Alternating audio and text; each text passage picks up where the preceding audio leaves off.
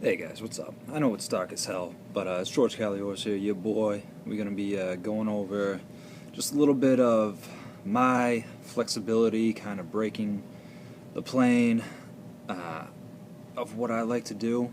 So it's not all just about lifting, it's about how you can recover from it. So right now, before I squat today, way before I squat, because I don't like doing this stuff and being all relaxed and then trying to, squat something kind of crazy, even though I'm not really squatting crazy today. So I'm laying on this kettlebell. Okay, I got this kettlebell under my left oblique area right now.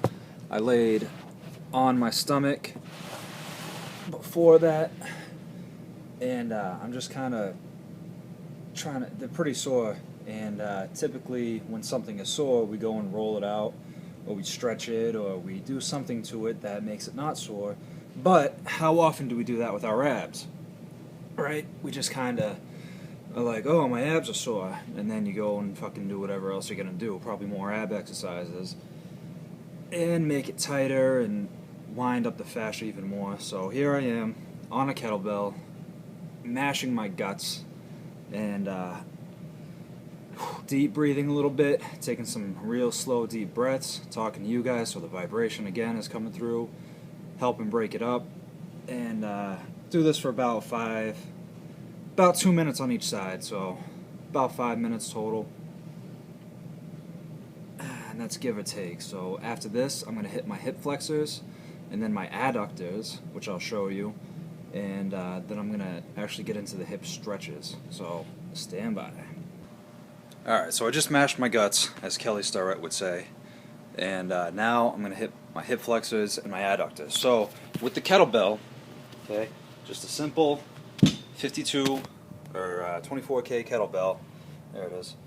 I'm going to set it up so it lines with the crease, here we go, with the crease of my pelvis, alright, so kind of at an angle, thusly, the handle, okay, and I'm going to drive that handle into that kind of pelvic angle, I guess you could call it. And from there, I'm going to wag my leg like a tail, as you'll see in a second. So here it is, kettlebell, line it up so it's going along with the crease of my pelvis. And I'll lay on that. Feels good. Gotta tell myself that. And now, back and forth, I'm wagging my foot. Okay? And all that's doing is putting movement on the tissue, allowing it to stretch as you have that pressure on it. So you have the pressure, you're moving it, which is causing a stretch in it. Okay? And you can just kind of sit there and just kind of enjoy the suck for a little bit. But again, about 2 minutes, because that's about as long as it takes for the tissue to actually release.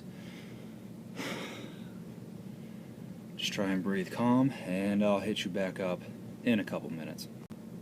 Alright, so coming to an end here. Since the kettlebell's already there, all I'm going to do is turn it to face straight up now. I'm going to lay my adductor on it. Feels good. Okay, so I got my leg up here, and you're going to kind of turn into it. Okay, and again, you're going to sit here. Got to be patient. So about another 2 minutes here, and then we're going to get into the stretches. Thanks. Alright, so now that I've just loosened up some of the tissue, I'm actually going to stretch the anterior portion of the hip now. I got this 150-pound band from Elite FTS. I'm going to use, I got it wrapped around, a pole, okay, right there, like that, and then I'm in like a reverse lunge, and I got the other half wrapped around my hip, okay. I'm going to pull back, and I'm just going to let it pull my hip forward, bracing, maintaining that neutral spine though, just trying to unglue some of the garbage that happens to you when you're sitting so long, or hunched over, or in bed and all curled up. All this is going to get all tight, so you got to unglue that. And again, I'm not going to go squat right after this. I got a couple other things to do. Not really, I just made that up, but I'm not going to squat right after this. I wanted to do this yesterday, but didn't, so I'm doing it now, and I'm going to have to put my squat later. So I'll get back to you in about another minute. So I'm on my left leg now, and I'm going to finish this up. I'm going to go finish some coffee, and then do whatever else I need to do for a little while. But in the meantime, while I'm stretching, that hip capsule, hip flexor, anterior portion of the hip, I want to give a shout out to Dr. Kelly Starrett, Mobility WOD, MWOD. Go on YouTube, type in MWOD, and then right after that, type in what bothers you. So if you have a shoulder issue, type in MWOD shoulder, and you're probably going to get like 15 or 20 different videos on all sorts of different things you can do for your shoulder, you know, for your ankles, hips, back, chest, lumbar, whatever. It don't matter, alright? Just type it in, and I'm sure Dr. K-Star is going to have something for you. Okay, he's not just your average physical therapist. He's actually a lifter, pretty well renowned, has a lot of powerlifting and strongman and military buddies, so he kind of understands it. And the next stretch is actually going to be an ankle stretch from wearing boots all the time. So I'll show you that in another. Alright, for the ankles, take that same blue band or whatever band you got. I'm going to step through it so it goes around your butt.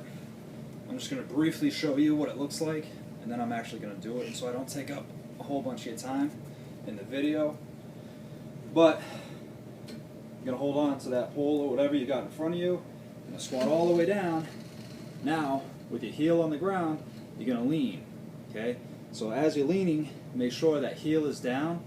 This other leg doesn't really matter too much, but what you're looking for is that range of motion all throughout the heel.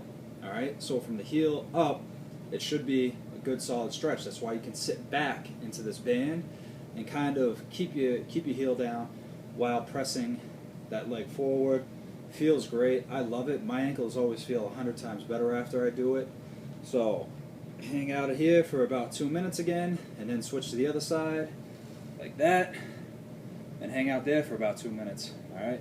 Feels good. Again, Dr. Kelly Starrett, S-T-A-R-R-E-T-T. Look him up, Mobility WOD, and you might as well look up Jill Miller too.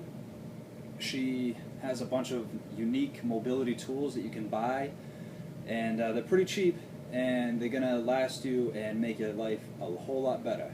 So that's it for now. Hit me up, gcali, no excuses at gmail.com, or on facebook.com/no excuses functional strength and conditioning, or just type in anabolic state of mind. You'll find me there. Take care. Comb your hair.